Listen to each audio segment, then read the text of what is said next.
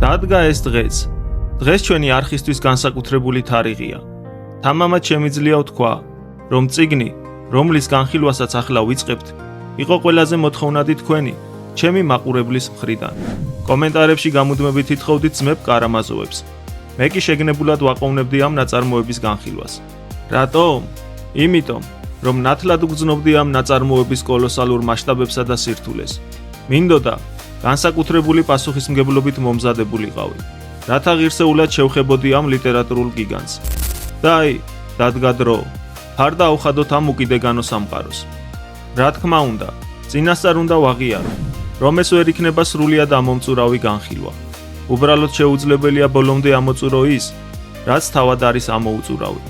ეს წიგნი სავსეა უძირო სიბრძნით, ძიმე ეთიკური დილემებით, ღრმა ფილოსოფიითა და ადამიანური ბუნების უმცირესი დეტალებით, რომელთა ბოლომდე ამოხსნასაც ალბათ მთელი ცხოვრება არ ეყოფა.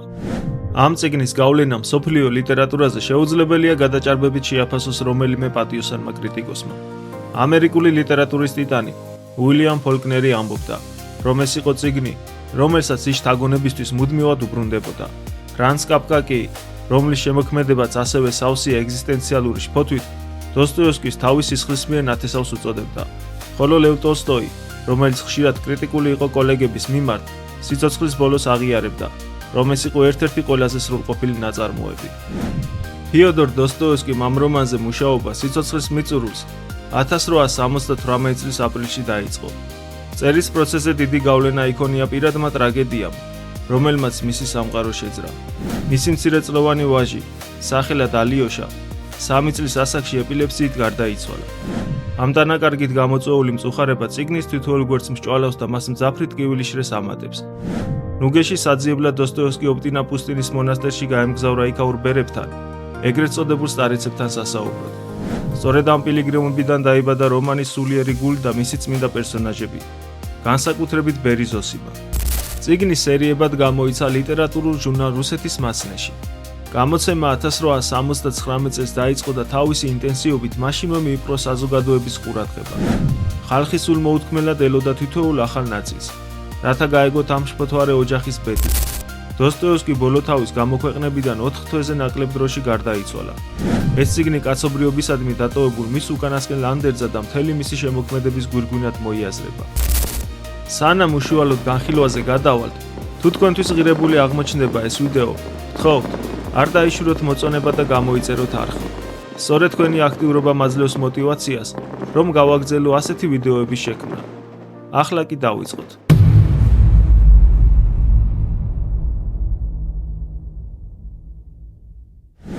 თავდაპირველად, მინდა თქვენი ყურადღება გავამახვილო იმ ცენტრალურ იდეაზე, რომელიც ამ წიგნის სულს წარმოადგენს. ამ იდეის გარეშე ეს ნაწარმოები უფრო მეტად დეტექტივს დაემსგავსებოდა, ვიდრე ფილოსოფიურ რომანს. მთელი წიგნი, პირველი გვერდიდან ბოლო გვერდამდე, ემყარება ერთ მთავარ, შემძვრელ თეზას. ყველანი ვარ დამნაშავენი ყველას წინაშე და ყველაფრის გამო. დიახ, ჩვენ მთელ რომანს სწორედ ამ იდეის გარშემო განვიხილავთ. ეს იდეა ხსნის დიმიტრის ტანჯვას. ეს იდეა ამხელს ივანის თანამონაწილეობას და ეს იდეა ალიოშას ეთიკის საფუძველი. დოსტოევსკი არ გვეუბნება, რომ სამყარო სასტიკია. ის გვეუბნება, რომ სამყაროს სისასტიკეზე პასუხისმგებლობა თითოეულ ჩვენგანს ეკისრება. ისტორია ვითარდება პროვინციულ, ნაცრისფერ ქალაქ სკოტოპრიგონიევსკიში, რომლის სახელიც უხეშად პირუტყვის სადგომს ან გადასარეკ პუნქტს ნიშნავს. ეს ტალახიანი, ერთი შეხედვით უმნიშვნელო ადგილი ქმნის ფონს კეთილსა და ბოროტ შორის მიმდინარე კოსმიური მასშტაბის ომისთვის. თუმცა, ეს ომი არ მიმდინარეობს ქუჩებში ან სასამართლო დარბაზებში. ნამდვილი ბრძოლის ველი, როგორც თავად დოსტოევსკიც გვეუბნება, არის ადამიანის გული, სადაც ეშმაკი ებრძვის ღმერთს და სადაც ადამიანი ხან ჯოჯოხეთის უფსკურში ეშვება, ხან კი სამოთხისეულ სიხარულს განიცდის. ამ ქარცერწყლის შუაგულში დგას კარამაზოვების ოჯახი.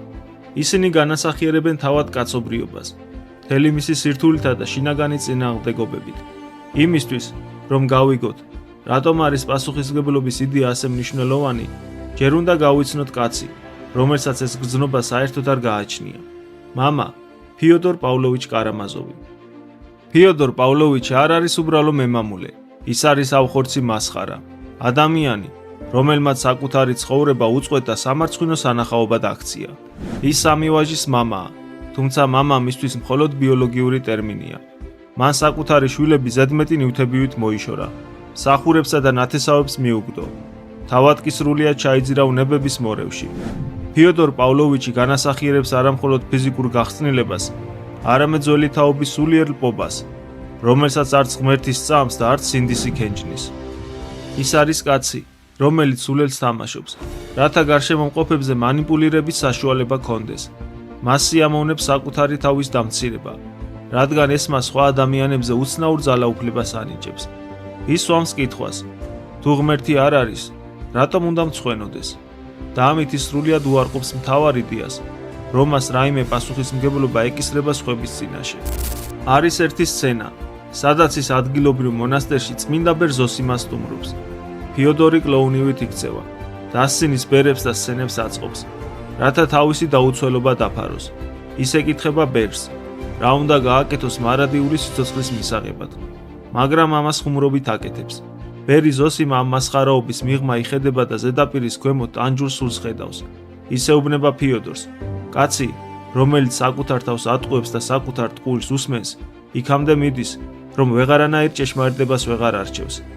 ეს არის რომანის ცენტრალური ფსიქოლოგიური ღერძი, ტრაგედია ადამიანისა, რომელიც საკუთარ თავს ატყუებს.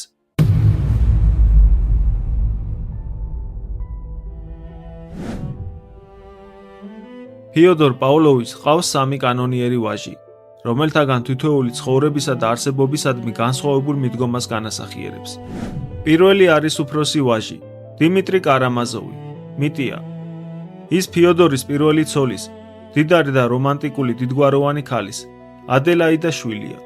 როცა დედა ქმარს გაექცა, პატარა მიტია მამის სახლში დარჩა. თუმცა ფიოდორ პავლოვიჩს შვილის არსებობა უბრალოდ დაავიწყდა.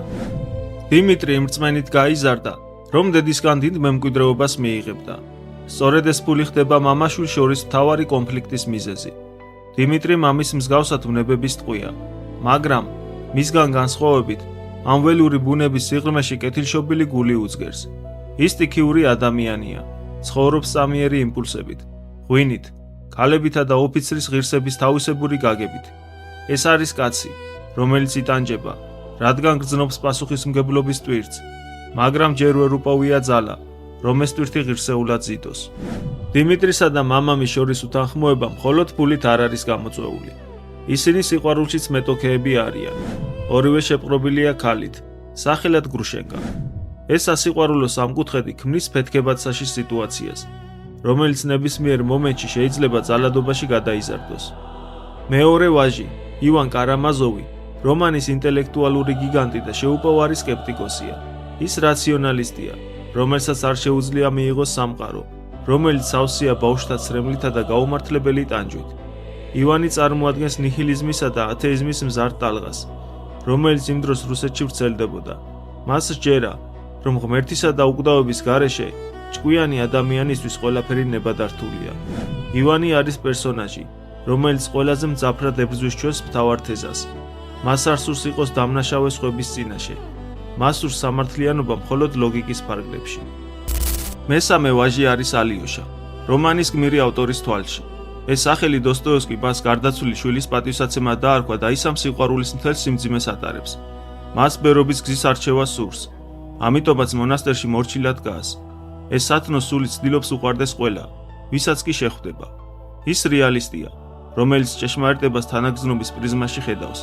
ის არის მსმენელი, ერთადერთი პერსონაჟი, რომელსაც შეუძლია ძმების დაპირისპირებულ სამყაროებს შორის იმოძრავოს. ის სრუტავს მათ ტკივილს და ცდილობს, ისინი სინათლისკენ წაიყვანოს.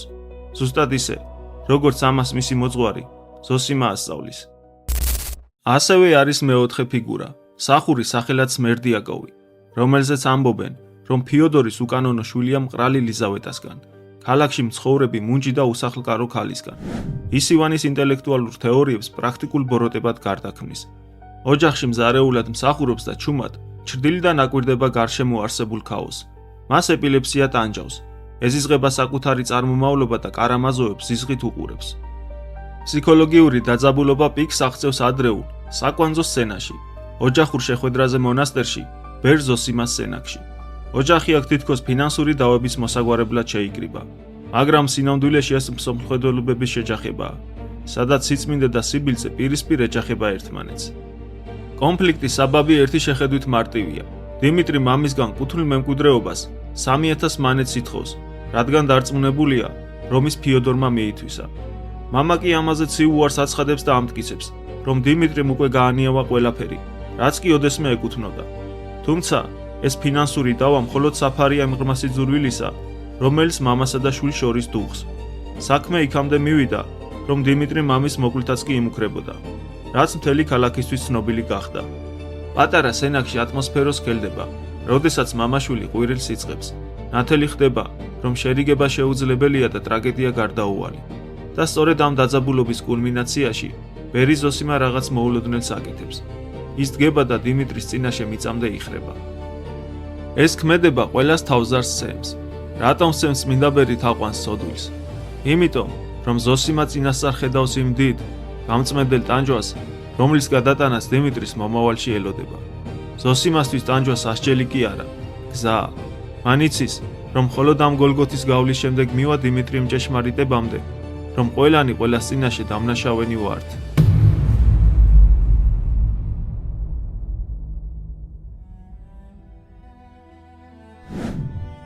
ახლა კი მონასტრიდან, რომელიც კარამაზოვების სკანდალმა შეძრა, ქალაქის ხმაურიან რეალობაში გადავინაცვლოთ.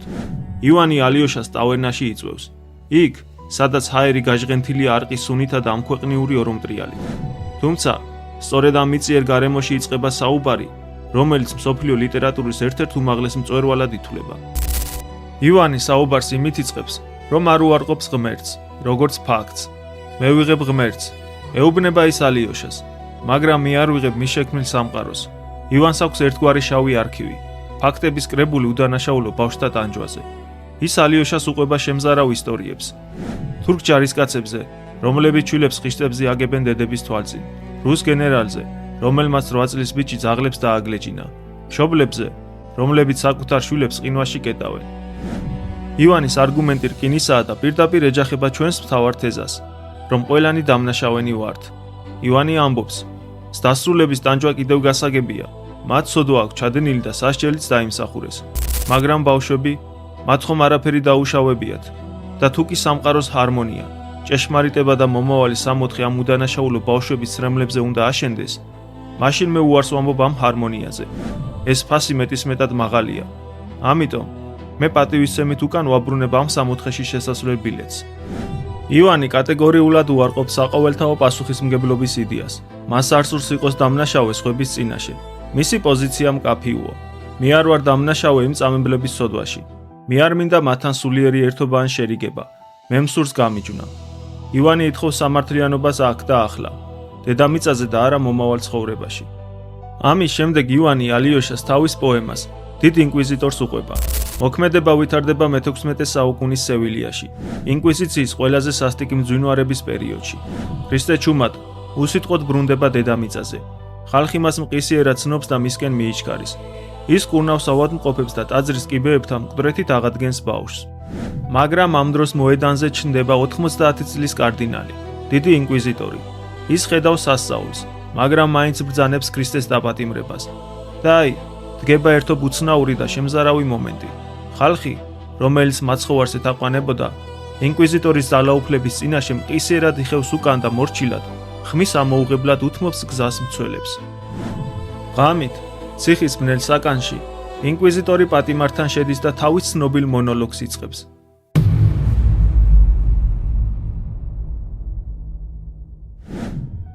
ის საყვედურობს ქრისტეს.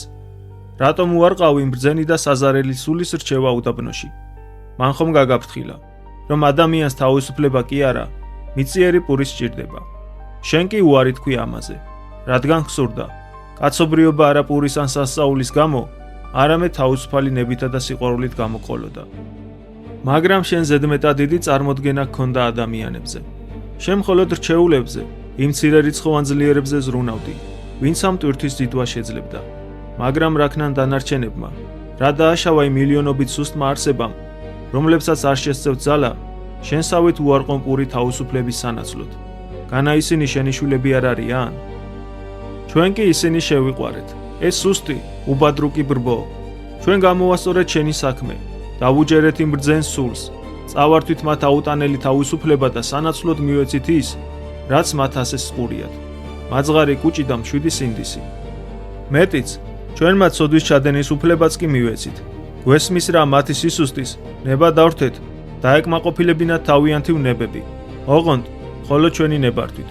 და ისინი გაგვაღმერთებენ ჩვენ, რადგან ჩვენ ვართ ისინი, ვინც მათ სოდვებს საკუთარ თავზე აიღებს. მათ ეცოდინებათ, რომ პასუხს ჩვენ ვაგებთ და მათ კი დარჩებათ მხოლოდ უდარდელი, ბავშვური ბედნიერება, სოდვის მძიმე ტვირთვის ზიდვის გარეშე. დიახ, ისინი მოვატყუეთ და კვლავაც მოვატყუებთ.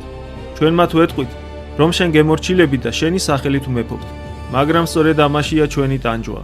ჩვენ იძულებულნი ვართ ვიცრუოთ, რადგან ვიცით, სიმართლე მათ გაანადგურებს.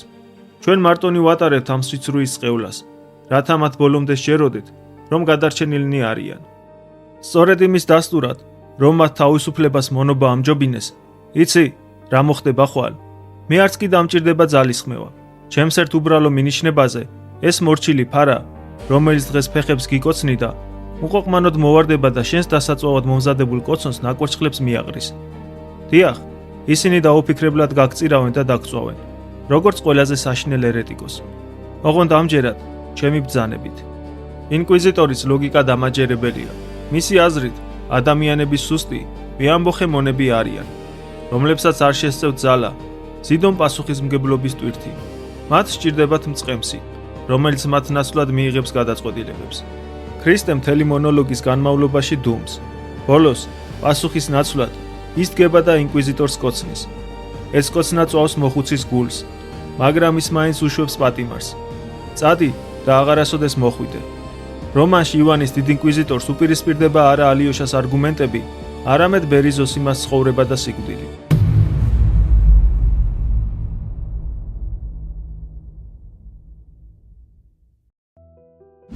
ინკვიზიტორი ამბობს, ადამიანები სუსტები არიან, ამიტომ მოდით, მოვატყუოთ ისინი სასწაულით და ვმართოთ ძალით.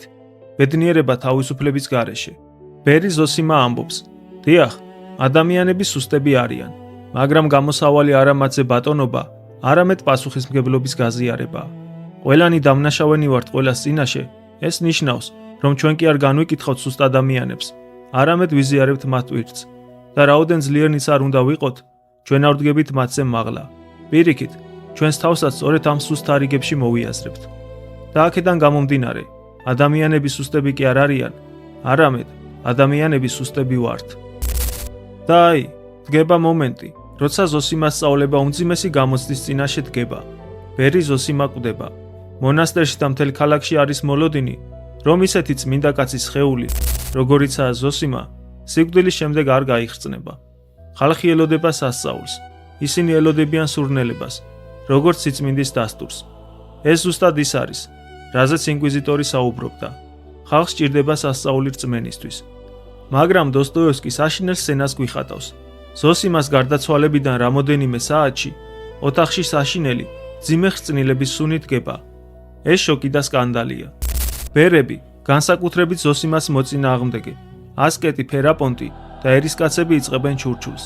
ღმერთმა არ განადიდა იგი, ეტყობა, რაღაც სოდვა ჰქონდა.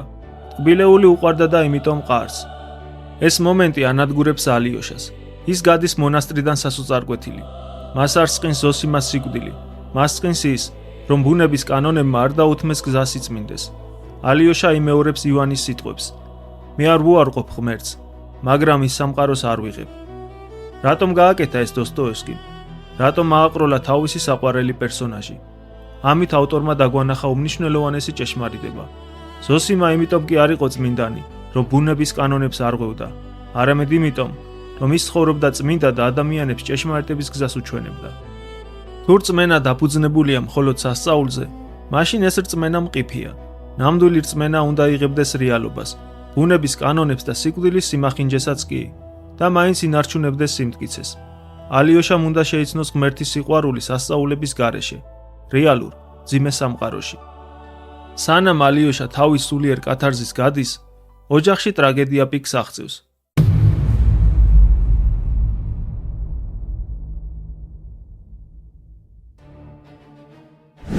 ამ ტრაგედიის მთავარი ღერძი არის სასტიკი, არაადამიანური დაპირისპირება მამასა და შვილს შორის ერთი ქალის გამო. სიტუაცია უკიდურესად იძაბება. მამა, ფიოდორ პავლოვიჩი, შეპყრობილია გრუშენკას ფლობის ავხორცი ჟინით. მას კონვერტში გამზადებული აქვს 3000 რუბლი, რომელსაც ქალს პირდება მხოლოდ იმ შემთხვევაში, თუ ის მასთან ღამით მივა. მეორე მხარეს დგას დიმიტრი, რომელსაც გონებას უბინდავს გრუშენკას ადმილ ტოლვა. ის გამოუვალ მდგომარეობაშია. მას სასწრაფოდ სჭირდება ზუსტად 3000 რუბლი. ეს არ არის უბრალო ვალი, ეს ღირსების საკითხია. მან გაფლანგა ფული, რომელიც მისმა საცოლემ კატერინა ივანოვნამ მიანდო. დიმიტრის სურს ნებისმიერ ფასად დააბრუნოს ეს თანხა, რათა ქურდის სახელი ჩამოირეცხოს, კატერინასთან კავშირი საბოლოოდ გაწყვიტოს და თავისუფალი სინდისით გაიქცეს გრუშენკასთან. სწორედ აქ იკვრება ტრაგიკული წრე. დიმიტრის თავდავიწყებით უყვარს ქალი, რომელიც, მისი აზრით, შეიძლება გაიყიდოს. გრუშენკა არ გამოირჩევა წმინდა ცხოვრებით. ის მერკანტილური გარემოდან მოდის და ფულს აფასებს. შვილს სურს მამა, რადგან ხედავს სასტიკ რეალობას. ის, რისი მოპოვებაც დიმიტრის გულით უნდა, მამამის სურს ფულით იყიდოს. და რაც ყველაზე საზარელია დიმიტრისთვის, მან იცის, რომ გრუშენკა შეიძლება ამ ბინძურ გარიგებას დათანხმდეს. სწორედ ამ დროს ივანი გადაწყვეტს მოსკოვში გამგზავრებას. გამგზავრებამდე მას აქვს მნიშვნელოვანი საუბარი სმერდიაკოვთან. სმერდიაკოვი ეუბნება, ჭკვიანი კაცისთვის ალაპარაკო ყველაფერი საინტერესოა. მე ხვალ ეპილეფსიის შეტევა მექნება და სარდაფში ჩავვარდები. ეს არის ფარული გზავნილი. სმერდიაკოვი ივანს ეუბნება, მე, ერთადერთი მსახური, უუნარო ვიქნები, სახლს დაუცველს დავტოვებ. შენ წადი და მამა მარტო დატოვე შეშლილი დიმიტრის პირისპირ. ივანი ხვდება ამას და მაინც მიდის. მისი გამგზავრება არის თანხმობა მკვლელობაზე. ის ფიზიკურად გაურბის სცენას, რათა სინდისი სუფთა ჰქონდეს, მაგრამ სინამდვილეში ის ტოვებს ღია კარს ტრაგედიისთვის. ღამეა. სახლში მხოლოდ ფიოდორ პავლოვიჩი და ავადმყოფი სმერდიაკოვი რჩებიან. დიმიტრი, ეჭვიანობითა და საოცწარკვეთით შეპყრობილი, ბაღში იპარება. მას სურს გაიგოს, მივიდა თუ არა გრუშენკა მამამისთან. ხელში მძიმე, თითბრის სანაყი უჭირავს. დიმიტრი ფანჯარაში იხედება, ხედავს მამას, რომელიც მისთვის ყველაფერს აძულველს განასახიერებს. მამა ფანჯარასთან დგას, სპეციალურ ნიშანს ელოდება და გონებაში მხოლოდ გრუშენკა უტრიალებს. დიმიტრი უყურებს ამ ავხორცს მოხუცს და სიბრაზის ტალღა გონებას უბინდავს. ის სანახს მაღლას წევს. დაარტყ ამან, დოსტოევსკი ამ მომენტში სუნთქვას გვაკვრევინებს და კადრს წყვეტს. მომდევნო წამს ვხედავთ, რომ დიმიტრი გარბის. ობეზე გადაძრომისას მას ერთგული მსახური, გრიგოლი ეღობება. კაცი, რომელმაც ის გაზარდა. დიმიტრი ინსტინქტურად იქნევს ხელს და სანახს მთელი ძალით თავში ურტყამს მოხუცს. გრიგოლი ეცემა, ირგვლივ სისხლია. დიმიტრი ჩამოდის, ამოწმებს გრიგოლს. ჰგონია რომ მოკლა და სასოწარკვეთილი სიბნელეში უჩინარდება. ის გარბის მამის სახლიდან სისხლიანი ხელებით. მან იცის, რომ მამისთვის ხელი არ უხლია, მაგრამ დარწმუნებულია, რომ მოკლა მსახური გრიგოლი. ეს აზრი მას ტანჯავს. დიმიტრი ჩინოვნიკ პერხოტინთან მიდის, რათა დაგირავებული პისტოლეტები გამოისყიდოს. და აქ ხდება უცნაური, აუხსნელი რამ. დიმიტრის, რომელიც სულ რამდენიმე საათის წინ ათმანეთს ითხოვდა, უცებ ხელში ფულის უზარმაზარი შეკვრა უჭირავს.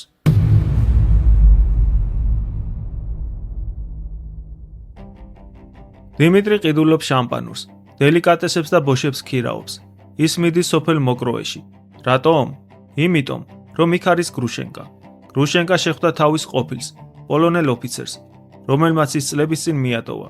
დიმიტრი მიდის არა იმისთვის, რომ იბრძოლოს, არამედ იმისთვის, რომ გზა დაუთმოს გრუშენკას ბედნიერებას. მოაწყოს ერთი უკანასკნელი, გრანდიოზული ზეიმი და მზის ამოსვლისა სიცოცხლე თვითმკვლელობით დაასრულოს. მაგრამ მოკროეში ჩასული დიმიტრი ხედავს სურათს, რომელიც ყველაფერს ცვლის. პოლონელი ოფიცერი აღმოჩნდება წვრილმანი თაღლითი, ბანკო შულერი და ამპარტავანი კაცი, რომელსაც გრუშენკას ფული უფრო აინტერესებს, ვიდრე თავად ქალი. გრუშენკას თვალები ეხილება. ის ხვდება, რომ წლების განმავლობაში უყვარდა ილუზია. და როცა ის უყურებს დიმიტრის, ამ გიჟ, ველურ, მაგრამ უსაზღვროდ მოსიყვარულე კაცს, ის ხვდება, რომ მისი ბედი სწორედ დიმიტრია. იწყება ნამდვილი ნადიმი ჟამიანობის დროს. ცეკვა, სიმღერა, ღვინო მდინარესავით მოედინება. დიმიტრი და გრუშენკა ერთმანეთს მარადიულ სიყვარულს ეფიცებიან. დიმიტრის უცებ სიცოცხლე მოუნდება. მას აღარ უნდა სიკვდილი, მას უნდა ცხოვრება გრუშენკასთან ერთად, თუნდაც სიღარიბეში. მაგრამ ამ დროს კარზე კაკუნი გაისმის. ოთახში შემოდიან პოლიციის უფროსი, გამომძიებელი და პროკურორი. მუსიკა წყდება. ოთახში სამარისებული სიჩუმე ისადგურებს. ბატონო ლეიტენანტო, თქვენ დაპატიმრებული ხართ მამის, ფიოდორ პავლოვიჩ კარამაზოვის მკვლელობისთვის. მოდით, დავაკვირდეთ დიმიტრის რეაქციას, რადგან სწორედ ამ მომენტში შეგვიძლია მისი სულის დანახვა. მას არ ადარდებს მძიმე ბრალდება. მას სულ სხვა რამ აინტერესებს. გრიგოლი, სახური, ისიც მოკვდა?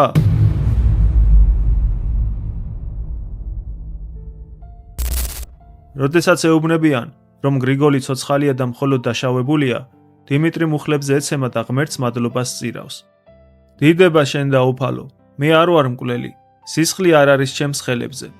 მას არ აინტერესებს მამის მკვლელობის სრულ ბრალდება, მას აინტერესებს ჩაიდინა თუ არა მკვლელობის მძიმე ცოდვა. იწყება დაკითხვა. ეს არის დამცირების პროცესი. გამომძიებლები დიმიტრის აშიშვლებენ. მას აიძულებენ გაიხადოს ტანსაცმელი, რათა სისხლის ლაქები შეამოწმონ. დიმიტრი დგას მათ წინაშე შიშველი, შერცხვენილი, მაგრამ ამაყი. და ისმის მთავარი კითხვა. საიდან ფული? პროკურორმა იცის, რომ ფიოდორს მოპარეს ზუსტად 3000 მანეთი. დიმიტრის დაკავების მომენტში ხელში აქვს დაახლოებით 1500 მანეთი. საიდან გაჩნდა ეს ფული? თუ კი დილით დიმიტრი კაპიკებს ითვლიდა. ის ყვება სიმართლეს, რომელიც ნებისმიერი რაციონალური ადამიანისთვის აბსურდულად ჟღერს. ის ამბობს, ეს ფული არ მომიპარავს. ეს ფული ზედგულზე მეკიდა. ეს არის ნაწილი 3000 მანეთისა, რომელიც კატერინა ივანოვნა მომცა ერთი თვის წინ. ნახევარი მაშინვე გაუფლანგე. ნახევარი კი, ზუსტად 1500 მანეთი, ჩავკერე პატარა ნაჭრის საგულეში და ვატარებდი კისერზე, როგორც ამულეთს. პროკურორები დაცინვით უყურებენ. რატომ? თქვენ ხომ შეერი იყავით? ფულს ესხულობდით, თავს იმცირებდით 10 მანეთისთვის. რატომ არ გახსენით ეს ნაკერი? დიმიტრი პასუხობს ფრაზით, რომელიც მის ბუნებას ნათლად წარმოაჩენს. იმიტომ, რომ მე ვარ არამზადა, მაგრამ არა ქურდი. სანამ ეს ფული მქონდა, მე შემეძლო მეთქვა ჩემი თავისთვის. მიტია, შენ შეგიძლია ხვალვე დაუბრუნო ვალი კატერინას. ეს იყო ჩემი ღირსების უკანასკნელი რეზერვი. მაგრამ დღეს, როდესაც ამ ფულის ხარჯვაც დავიწყე, უკვე ქურდი გავხდი. მაგრამ სამართალი ვერ იგებს კარამაზოვულ ბუნებას. კანონი ითხოვს მშრალ ლოგიკას. ლოგიკა კი ამბობს, რომ დიმიტრი იტყუება, რადგან არავინ, აბსოლუტურად არავინ იცოდა ამ ამულეტის არსებობის შესახებ. დაკითხვისგან დაღლილ დიმიტრის სკამზე ჩაეძინება და სწორედ აქ, ამ ფსიქოლოგიური განადგურების ზღვარზე მისული, ხედავს სიზმარს, რომელიც არის მთელი წიგნის და ჩვენი მთავარი თეზის გასაღები. დიმიტრი ხედავს სტეპს, თოვლს და სიცივეს. ის მიდის ეტლით და ხედავს გადამწვარ სოფელს. ქოხები გაშავებულია, გასასვლელთან დგანან გამხდარი, გაძვალტყავებული ქალები. ერთ-ერთ ხელში უჭირავს პატარა ბავშვი. ბავშვი ტირის, ხელებს იშვერს და სიცივისგან არის გალურჯებული. მას არ აქვს ტანსაცმელი, მას შია. დიმიტრი გრძნობს უცნაურ, გულის გამგმირავ ტკივილს. ის ეკითხება მეეტლეს. რატომ ტირის ბავშვი? რატომ არ აჭმევენ? რატომ არის სტეპის შიშველი? რატომ არ მღერიან? მეეტლე პასუხობს. ღარიბები არიან, ბატონო, დაიწვნენ, პური არ აქვთ. მაგრამ დიმიტრის ეს პასუხი არ აკმაყოფილებს. მას არ აინტერესებს ეკონომიკური მიზეზები, მას აინტერესებს მეტაფიზიკური რატომ. ის გრძნობს, რომ გულში ეღურება უსაზღრო თანაგრძნობა. მას უნდა, რომ ახლავე, ამ წამსვე გააკეთოს რაღაც ისეთი, რომ ბავშვი აღარ ტიროდეს, რომ დედას თვალები გაუნათდეს. მას უნდა, რომ არავინ აღარ ტიროდეს მთელ დედამიწაზე. დიმიტრი იღვიწებს და აქ დიმიტრი აკეთებს განცხადებას, რომელიც ზოსიმას ანდერძის პირდაპირი გამოძახილია. ის მიმართავს გამომძიებელს.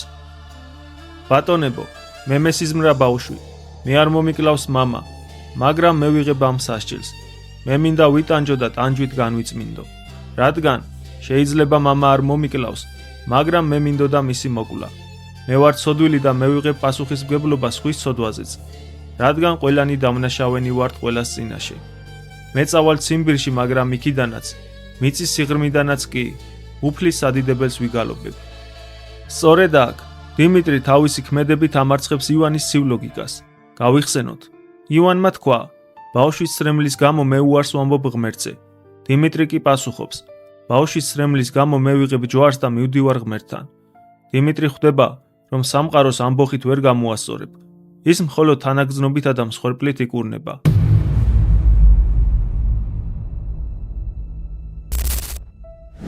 ამ სულიერი ფერისვალების პარალელურად ქალაქში ბრუნდება ივან კარამაზოვი. ყველას გონია, რომ მკვლელი დიმიტრია. ერთადერთი სხვა ადამიანი, ვინც სახლში იყო, მსახური სმერდიაკოვია. მაგრამ მასზე ეჭვი არავის აქვს. ის ხომ ეპილეფსიით იყო ავად და უგონოდ იწვა. ივანი მიდის მასთან საავადმყოფოში. ეს არის საუბრების სერია, რომელიც თანდათან დეტექტიური დაძაბულობით ავლენს შემზარავ სიმართლეს. პირველ შეხვედრაზე სმერდიაკოვი თავს ისულელებს, თამაშობს შეშინებული მსახურის როლს. ივანი მშვიდდება. მეორე შეხვედრაზე სმერდიაკოვი უფრო თამამია, ირონიული და ივანს უჩნდება საზარელი ეჭვი. იცის თუ არა მან რამე მკვლელობაზე. მესამე შეხვედრაზე კი სმერდიაკოვი პირდაპირ აშიშვლებს რეალობას და ივანს წინ უდებს ფულს, იმ 3000 მანეთს, რომელიც ფიოდორს მოპარა. დიახ, ირკვევა, რომ მკვლელი სმერდიაკოვია, მაგრამ მთავარი დარტყმა ივანისთვის ეს არ არის. სმერდიაკოვი მას ეუბნება. განათქვენ არ თქვით, რომ ღმერთი არ არის და ყველაფერი ნებადართულია. მე მხოლოდ თქვენი სიტყვები აღვასრულე. თქვენ წახვედით მოსკოვში, რათა არ შეგეშალათ ჩემთვის ხელი. თქვენ ხართ მთავარი მკვლელი. მე კი, მხოლოდ თქვენი იარაღი. ივანი იწყებს კანკალს. ის ხვდება, რომ სმერდიაკოვი არ არის დამოუკიდებელი დამნაშავე. ის ივანის ბნელი ორეულია, რომელმაც მისი ფარული სურვილი რეალობად აქცია. მისი მაღალი ფილოსოფია, ყველაფერი ნებადართულია, რეალობაში გადაიქცა მახინჯ სისხლიან მკვლელობად. ივანს სინდისი ქენჯნის, თუმცა გონებით ცდილობს თავის დაცვას. მე ხომ არ მომიკლავს, მე ხელები სუფთა მაქვს. მაგრამ აქ მასაც წდება ბერიზოს იმას მწარი სიმართლე. შენ ხარ მთავარი დამნაშავე. არა იმიტომ, რომ ხელები გაისვარე, არამედ იმიტომ, რომ გულში ისურვე მამის სიკვდილი. შენმა ფილოსოფიამ კი სმერდიაკოს მკვლელობისთვის მორალური გამართლება მისცა. შენ დაარწმუნე ის, რომ რადგან ღმერთი არ არის, დანაშაულიც არ არსებობს. ეს აღმოჩენა ივანს თავზარს სცემს. ის ხედავს, რომ მისი წიგნის თეორიები რეალურ სისხლად იქცა. ივანი ართმევს სმერდიაკოს ნაკურდალ ფულს და იქაურობას ეცლება. მას უკვე მიღებული აქვს მტკიცე გადაწყვეტილება. ხვალვე მივა სასამართლოზე, წარადგენს ფულს, აღიარებს თავის მორალურ ბრალს და დიმიტრის გადაარჩენს. სწორედ აქ იღვიძებს კარამაზოულის სიამაყე. ივანს გონია, რომ ამ მსხვერპლით სულს გამოისყიდის. მას გმირობის განცდა ეუფლება და დარწმუნებულია, რომ სინდისთან ჭიდილში გამარჯვება მოიპოვა. მაგრამ სახლში დაბრუნებულს, ოთახში, სულ სხვა რამ ელოდება. აქ მას ხვდება სტუმარი. ეს არის რომანის ყველაზე მისტიკური და ფსიქოლოგიურად რთული თავი. ეშმაკი, ივან თეოდორეს ძის კოშმარი. დოსტოევსკი აქაც ამსხვრევს სტერეოტიპებს. ივანის ეშმაკი არ არის რქებიანი ურჩხული. არც წითელი მოსასხამი აცვია და არც გოგირდის სუნი ასდის. არა, ივანის ეშმაკი საშუალო ასაკის რუსი ჯელტმენია. ოდნავ გაცვეთილი, იაფასიანი, მაგრამ მოდური პიჭაკით. ის არის ტიპიური პარაზიტი, მლიქვნელი და საშინლად მომაბეზრებელი მოსაუბრე, რომელსაც სურს, რომ წესიერ კაცად ჩათვალონ. ეშმაკი ივანის საკუთარი ქვეცნობიერია. ის არის ივანის ვულგარული მხარე. ის ეუბნება, შენ ხვალ აპირებს სასამართლოზე წასვლას და დიდი მსხვერპლის გაღებას დიმიტრის გამო. შენ გინდა იყო გმირი, მაგრამ სინამდვილეში შენ არ გჯერა შენივე სიმართლის. შენ მიდიხარ იმიტომ, რომ გეშინია ჩემი.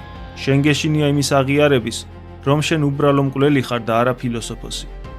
ეს საუბარი ანადგურებს ივანს. ის ხედავს, რომ მისი ამბოხი ღმერთის წინააღმდეგ იყო არა გმირული აქტი, არამედ ამპარტავნება. ივანი ვერ უძლებს ამ სარკეს. ის იღებს ჩაის ჭიქას და ესვრის ეშმაკს. ამ დროს კარზე კაკუნია. ეშმაკი ქრება. შემოდის ალიოშა. ალიოშას სახეზე შიშის ნიშნებია. მას მოაქვს ამბავი, რომელიც ყველაფერს ცვლის. 1 საათის წინ სმერდიაკოვმა თავი ჩამოიხრჩო. ეს ნამდვილი კატასტროფაა. ივანს ფული აქვს, მაგრამ მთავარი მოწმე აღარ ჰყავს. სმერდიაკოვმა თავი მოიკლა არა სასოწარკვეთილი სინანულის, არამედ სიძულვილის გამო. მან სიმართლე საფლავში წაიღო, რათა ივანს არ ჰქონოდა საშუალება გმირულად ეღიარებინა დანაშაული. ამით სმერდიაკოვმა ივანს გადარჩენის გზა მოუჭრა. ივანი ვეღარ უძლებს, მას ეწყება მწვავე ფსიქოზი. ის გონებას კარგავს.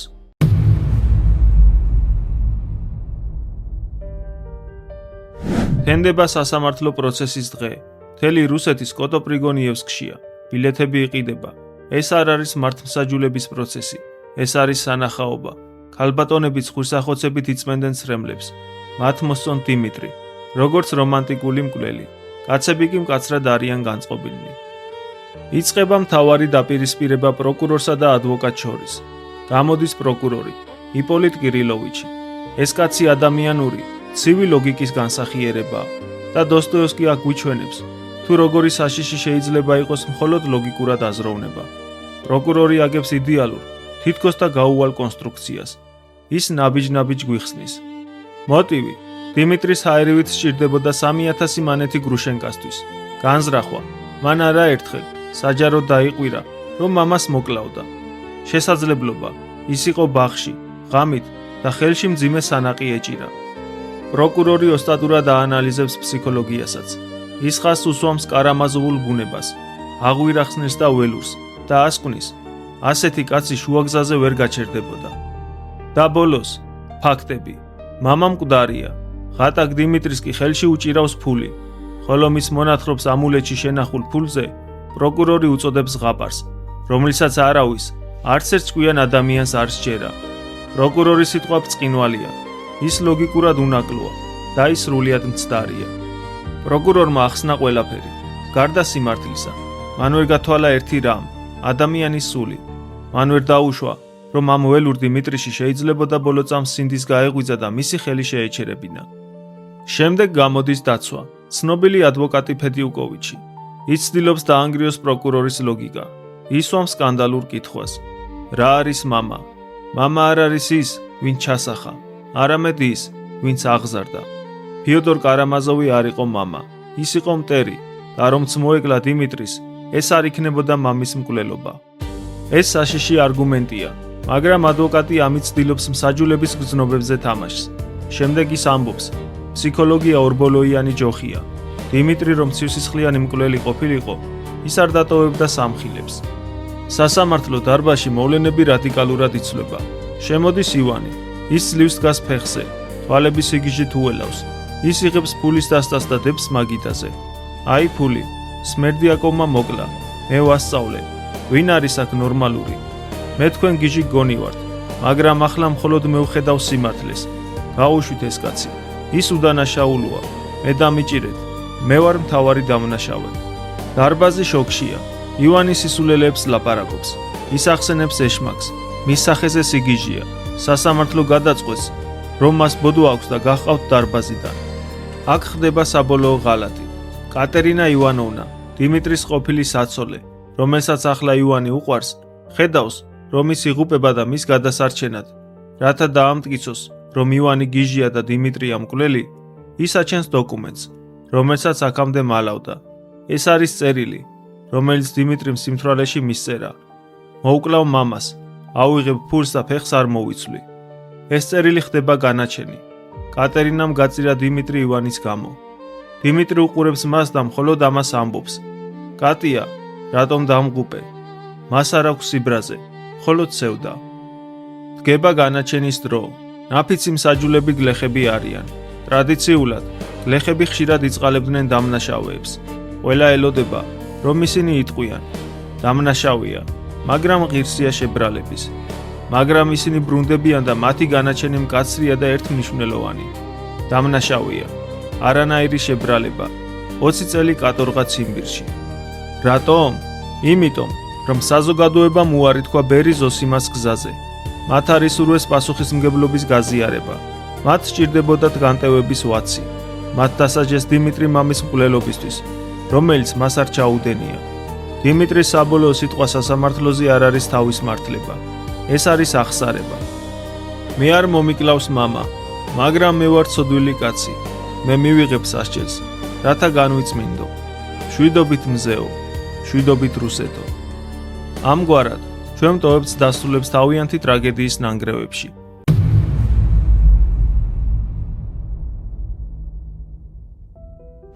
დიმიტრი გზაშია კატორღისკენ, ივანი ებრძვის სიგიჟეს, ფიოდორი მიწაშია, სმერდიაკოვმა თავი მოიკლა. თითქოს კარამაზოვების ბნელმა ძალამ, კარამაზოვშინამ, ყველაფერი შთანთქა, სამართალი და ლოგიკა დამარცხდა. მაგრამ რომანი აქ არ მთავრდება. სანამ სასამართლო დარბაზში კარამაზოვული ვნებები დუხს, დოსტოევსკი მზერას ბავშვებისკენ, მომავალი თაობისკენ მიაპყრობს. მთელი წიგნის განმავლობაში უფროსების ქაოსური ცხოვრების პარალელურად, ჩუმად, მაგრამ მტკივნეულად ვითარდებოდა პატარა ილიუშას ტრაგედია. ვინ არის ილიუშა? ეს არის ბიჭი, რომლის ბავშვობაც უფროსების სისასტიკემ შეიწირა. დიმიტრი კარამაზოვმა სიმთვრალეში ილიუშას მამა, ღარიბი, უჩინარი შტაბს-კაპიტანი სნეგიოროვი საჯაროდ ქუჩაში ცემა. დიმიტრი მის წვერით ათრია და მოჩვარი ეძახა. ამ სცენაში ესწრო პატარა ილიუშა. ბავშვი არაადამიანურ სასოწარკვეთაში ჩავარდა. ის მივარდა დიმიტრის, კოცნიდა მას ხელებზე, ეხვეოდა ფეხებზე და ტირილით ემუდარებოდა. გაუშვი, გაუშვი, მამა ჩემი კარგია, მამა ჩემი კარგი კაცია. ეს ტრავმა სასიკვდილო განაჩენი აღმოჩნდა ბავშვისთვის. სკოლაში თანატოლებმა მას დაცინვა დაუწყეს. მამამის მოჩვარს ეძახდნენ. ილიუშა, მარტოდ დარჩენილი მთელი სამყაროს წინაშე, გელივით გაავდა. ის ქვებს ესროდა ყველას, ის უკბენს ალიოშასაც კი, რადგან მის პატარა გულში უზარმაზარი წყენა და ტკივილი დაგროვდა. ილიუშას ავადმყოფობა არ არის უბრალო ფიზიკური სენი. დოსტოევსკი მიგვანიშნებს, რომ ბავშვი დარდმა მოკლა. ის ვერ მოერია იმ დამცირებას, რაც მამამისმა განიცადა. მაგრამ სიკვდილის წინ ხდება სასწაული. ალიოშა ახერხებს, რომ ილიუშას გარშემო გააერთიანოს ყველა ის ბავშვი, რომელიც ადრე დასცინოდა მას. მოდის მათი ლიდერი, კოლია კრასოტკინიც. მომაკვდავი ილიუშას ოთახი სიყვარულით ივსება. ის ხედავს, რომ მარტო აღარ არის, რომ მას პატივსცემენ. თუმცა, სხეული ვერ უძლებს, ილიუშა კვდება. ეს სიკვდილი არის დოსტოევსკის პასუხი ივან კარამაზოვის ბილეთზე. ივანი ამბობდა, რომ ბავშვის ცრემლი არ ღირს სამყაროს ჰარმონიად, რადგან ტანჯვას ვერაფერი გამოისყიდის. და აი, ჩვენ წინაშეა გარდაცვლილი ბავშვი, მამების სოდვების მსხვერპლი. ლოგიკურად, ივანი მართალია, მაგრამ საფლავთან მდგარი ალიოშა სულ სხვა პასუხს გვცემს. ის არ ხსნის ტანჯვას ლოგიკით, ის ამ ტანჯვას სიყვარულად აქცევს. ილიუშას სიკვდილმა გააერთიანა ეს ბიჭები, შეკრა ისინი სიკეთის მარადიული კავშირით. დასაფლავებაზე მამა, კაპიტანი სნეგიოროვი, ჭკუიდან იშლება. ის გარბის სასახლის უკან, პურის ნატეხებს ყრის თოვლში და ყვირის. ილიუშას მინდა ვაჭამო, ილიუშას. მომფრინდებიან ჩიტები და მათთან ერთად მოფრინდება ჩემი ილიუშაც. ეს წიგნის ერთ-ერთი ყველაზე შემძვრელი სცენაა, რომელიც გვიჩვენებს, რომ შვილის დაკარგვის ტრაგედიის წინაშე ყველა ფილოსოფიური იდეა უძლურია. ეს არის ტკივილი, რომლის ატანაც შეუძლებელია, მაგრამ ამ ტკივილში არის ერთობა. იქ არიან ბიჭები, იქ არის ალიოშა. ისინი არტოვებენ მამას მარტო. ეს არის თანაგზნობა მოქმედებაში.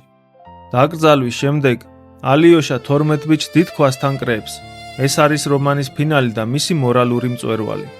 აქ ალიოშა წარმოთქვამს სიტყვას, რომელიც არის დიდი ინკვიზიტორის აბსოლუტური ანტიპოდი. ეს არის მომენტი, სადაც დოსტოევსკი გვაძლევს რეცეპტს, როგორ გადავარჩინოთ მომავალი თაობა. მოდით, შევადაროთ ორი მიდგომა. ინკვიზიტორმა თქვა, ადამიანები სუსტები არიან, ამიტომ მოდით, დაუმალოთ მათ სიმართლე, გავაერთიანოთ ისინი ძალით, საიდუმლოებით და პურით. შევქმნათ მორჩილი მონების ბედნიერი საზოგადოება. ალიოშა ბიჭებს ეუბნება, ჩემო მტრედებო, ნუ შეგეშინდება ცხოვრების. ცხოვრება კარგია, როცა რაღაცას კარგს და სამართლიანს აკეთებ.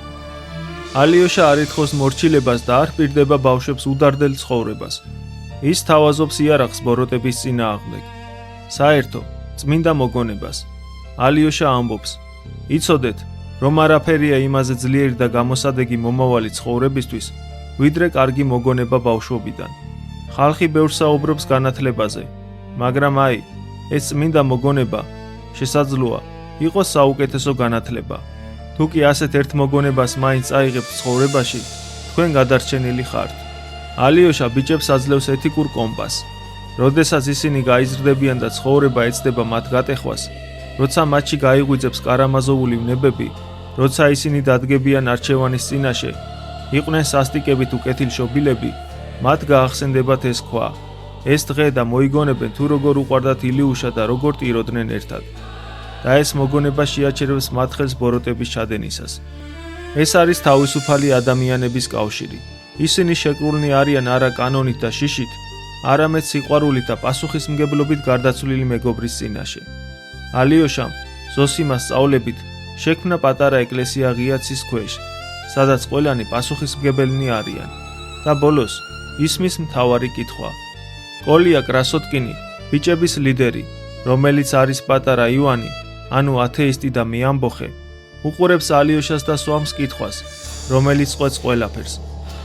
კარამაზოვ, მართლა აღდგებით მკვდრეთით, მართლა ვნახავთ ერთმანეთს, მართლა ვნახავ ილიუშას. ეს არის კითხვა უკვდავებაზე. გახსოვთ ივანის თეზა, თუ ღმერთი და უკვდავება არ არის, ყველაფერი ნებადართულია. თუ სიკვდილი დასასრულია, მაშინ სმერდიაკოვი მართალი იყო. ალიოშა პასუხობს ყოველგვარი ყოყმანის, ყოველგვარი ფილოსოფიური სირთულის გარეშე. ის პასუხობს სიხარულით. აუცილებლად აღდგებით, აუცილებლად ვნახავთ ერთმანეთს და მხიარულად მოუყვებით ყველაფერს, რაც იყო. წიგნი მთავრდება ბიჭების შეძახილით. ვაშა კარამაზოვს. ეს შეძახილი სიმბოლურია.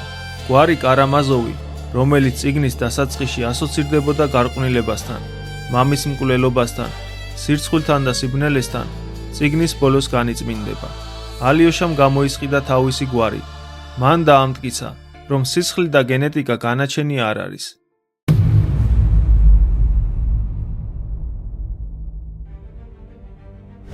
მოდით კიდევ ერთხელ გადავავლოთ თვალი რომანის მთავარ ფილოსოფიას. როგორც უკვე აღვნიშნეთ, დოსტოევსკი ამ წიგნში გვეუბნება, რომ ყველანი ვართ დამნაშავენი ყველას წინაშე და ყველაფრის გამო. მოდით, შევაჯამოთ ჩვენი გმირების გზა ამ იდეის მიხედვით. ფიოდორ პავლოვიჩი, მამა, ცხოვრობდა მხოლოდ საკუთარი თავისთვის, უარყო პასუხისმგებლობა და მოკვდა როგორც ძაღლი, მარტოობაში. ივანი, ინტელექტუალურად უარყო პასუხისმგებლობა, სურდა განცალკევება და შედეგად მიიღო სიგიჟე და ეშმაკი. დიმიტრი იყო ცოდვილი, მაგრამ ბავშვის სიზმარში მიხვდა, რომ სხვისი ტანჯვა მისი ტანჯვაცაა. მან აიღო პასუხისმგებლობა და ციხეში იპოვა თავისუფლება. ალიოშა თავიდანვე მიიღო ეს იდეა და აქცია ის აქტიურ სიყვარულად. მან შექმნა მომავალი. დოსტოევსკი გვაფრთხილებს, თუ ჩვენ ივანივით ვიტყვით, რომ სამყარო სასტიკია და მე მასში არ ვერევი, ჩვენ ვხდებით ბოროტების თანამონაწილეები. თუ ჩვენ ინკვიზიტორივით ვიტყვით, რომ ხალხი სუსტია და უნდა ვმართოთ, ჩვენ ვკარგავთ ადამიანურ სახეს. მაგრამ თუ ჩვენ ბერი ზოსიმასავით ვიტყვით, რომ მე ვარ პასუხისმგებელი ჩემს გვერდით მყოფ ადამიანზე, მაშინ ჯოჯოხეთ იქრება. რომანის ეპიგრაფიას ახარებიდან. ჭეშმარიტად გეუბნები თქვენ. თუ მიწაში ჩავარდნილი ხორბლის მარცვალი არ მოკვდება, მარტო დარჩება. ხოლო თუ მოკვდება, ბევრ ნაყოფს გამოიღებს. ბერი ზოსიმა მოკვდა, ილიუშაც მოკვდა, მათი სხეულები მიწაში ჩავიდა, მაგრამ მათი სიყვარული არ მომკვდარა. ის გაიზარდა ალიოშას გულში. ალიოშამ კი გადასცა ის 12 ბიჭს. ეს არის უკვდავების ფორმულა. სიკეთე არ იკარგება, არც ერთი კარგი სიტყვა, არც ერთი თანაგრძნობის სრემლი არ იკარგება კოსმოსში. ძმები კარამაზოვები არის მოწოდება, რომ არ შეგვეშინდეს სიმართლის, არ შეგვეშინდეს გამწმენდელი ტანჯვისაც კი, რადგან სწორედ ის გვეხმარება ჭეშმარიტი სიყვარულის მოპოვებაში. რადგან ბოლოს და ბოლოს სიყვარულია ის ერთადერთი ძალა, რომელსაც შეუძლია თქვას. სად არის სიკვდილო საწერტელი შენი, სად არის ჯოჯოხეთო ძლევაი შენი. გმადლობთ, რომ ჩვენთან ერთად გაიარეთ ეს რთული და სული შემძვრელი გზა. ეს არ იყო უბრალოდ წიგნის განხილვა, ეს იყო მცდელობა, გამოგვეკვლია ადამიანის ბუნება და ჩავღრმავებოდით საკუთარ თავს.